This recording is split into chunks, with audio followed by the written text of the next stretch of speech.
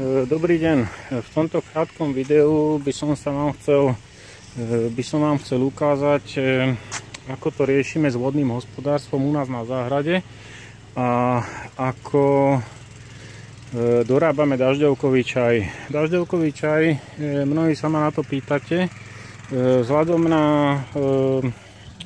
na tú konštrukciu týchto kompostovísk sa samozrejme dažďovkový čaj nedá zberať. Ten dažďovkový čaj si zberá priamo tá marhulka a priamo si ho zberajú tie hriadky. Hej, to sme spomínali v minulých videách, že vlastne to kompostovisko je na tom jednom mieste asi 1 rok.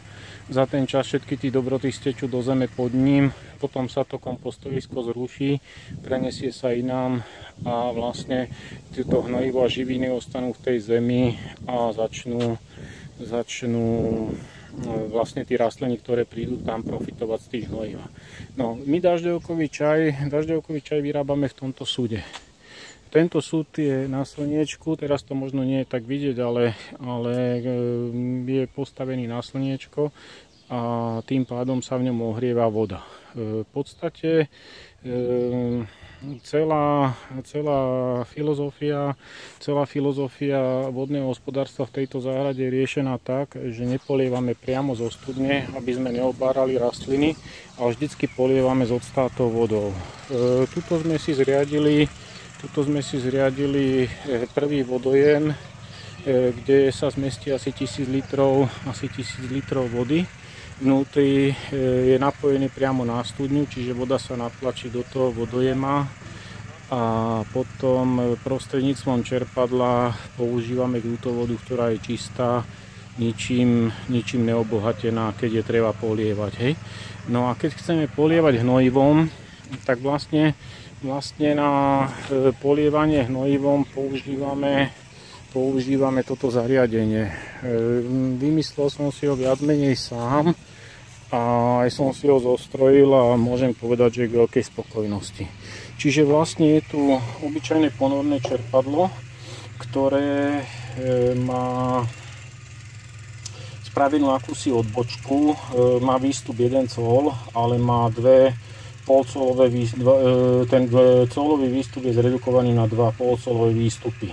A teraz jeden ten polcolový výstup ide ide von do hadice, čiže vlastne s ním sa polieva a na tom druhom polcolovom výstupe je taká akási tryska. Hej. Cez túto trysku sa nám vlastne určité množstvo vody vracia naspäť do súda. Čo to vlastne vytvorí? V tomto súde sa momentálne nachádza asi 30 litrov kompostu, alebo lepšie povedané vermikompostu, ktorý je veľmi bohatý na živiny. My nechodíme zapínať čerpadlo kade tade, ale máme ďalkový ovládač, ktorým ovládame všetky 3 čerpadlá na záhrade. Čiže vlastne keď si vezmeme hadicu, vezmeme si hadicu, ktorá je napojená na to čerpadlo, zoberieme si ovládač a zapneme ho, tak nám začne striekať dažďovkový čaj už rozrobený priamo z toho súdu.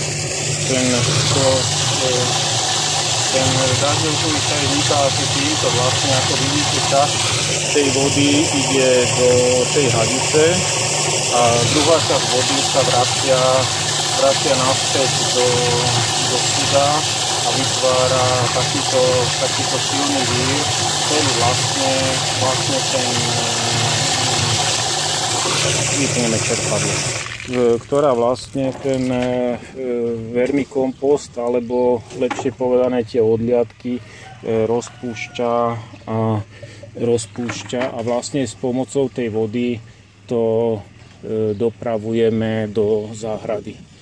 Dávame sem asi týždenne asi 30 litrov kompostu. Počkajte sekundu, musím to... spravím to potom. Asi 30 litrov kompostu, ktorý vlastne je povynášaný povynášaný potom s tou vodou, je povynášaný do záhrady a vlastne preniká priamo ku koreňom vďaka tej vode. Čiže v podstate sieťou hadíc to dokážeme natiahnuť kdekoľvek na pozemok a snažíme sa dopraviť to hnojivo vermikompostové, buď teda tak povediac, že zahrsť ku koreňu, ale potom dodatočne už keď sa ku koreňu priamo nedá dať, tak dávame to vlastne takýmto roztokom. Čiže dalo by sa to urobiť aj jednoduchšie. Doteraz sme to robili tak, že sme vlastne mali v tom súde len obyčajnú palicu. Vždycky, keď sme išli nabrať kahlu, tak sme to zamiešali a išlo to. Aj tak sa to dá, však samozrejme jednoduchosť je sila. No ale v podstate teraz sme spravili toto čerpadlo tým, že vlastne časť tej vody sa vracia, tak ten tlak je znížený a preto sa s tým dá pekne polievať aj tak, že to ako nevybíja hlinu. No a ešte posledná vec,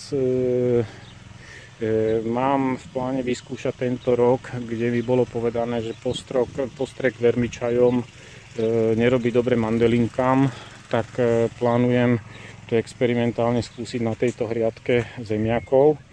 No a som zvedavý, čo z toho bude, potom vám dám samozrejme vedieť. Tak to je asi všetko. Príjemný deň vám prajem.